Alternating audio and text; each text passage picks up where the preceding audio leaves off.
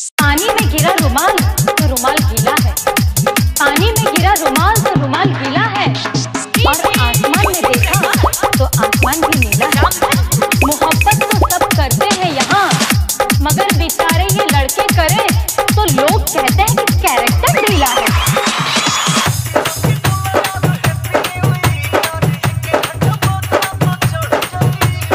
अच्छा अच्छा अच्छा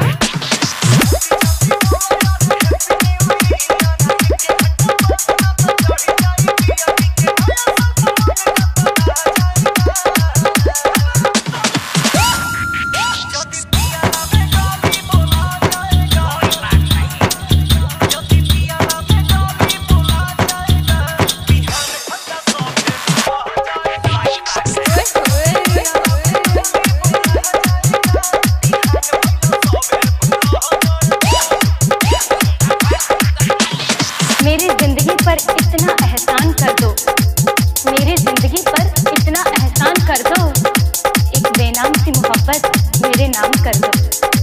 मेरी जिंदगी पर इतना एहसान कर दो, एक बेनाम सी मोहब्बत मेरे नाम कर दो। रोज सुबह मिलने आओ मुझसे और शाम तक मेरे घर का सारा काम कर दो।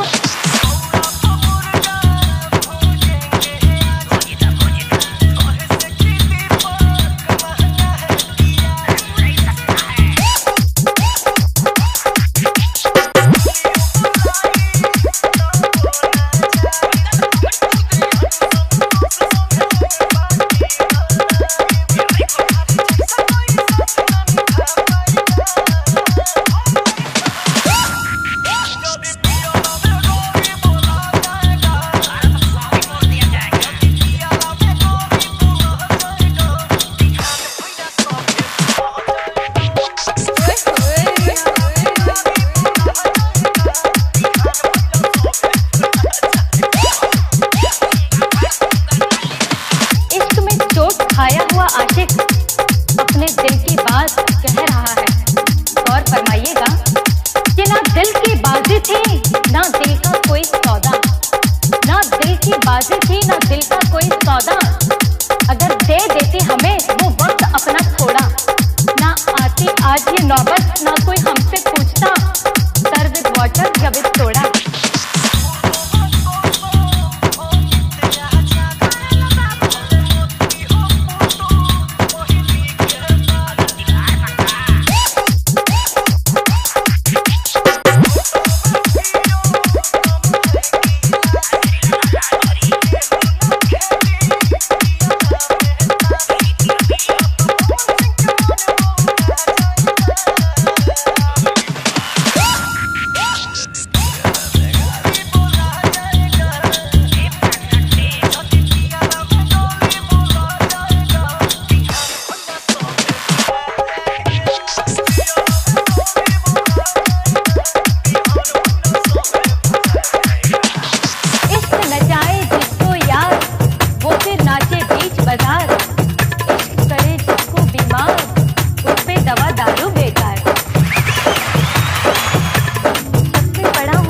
प्यार में जानू जिंदगी कुछ इस तरह से वीरान हो गई है। जब से पड़ा हूँ तेरे प्यार में जानू जिंदगी कुछ इस तरह से वीरान हो गई है। कल जो ऑफिस था मेरा गारमेंट का, आज चक्की बनियान की दुकान हो गई है।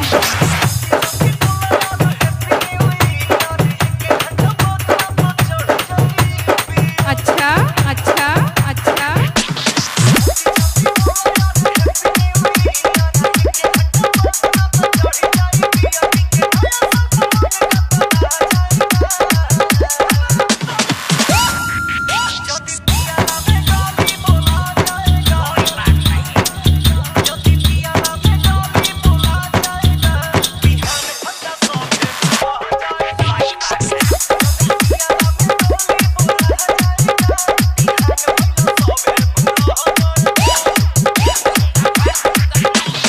शादी से पहले था मैं बहुत ही मीठा, शादी के बाद हूँ इमली सा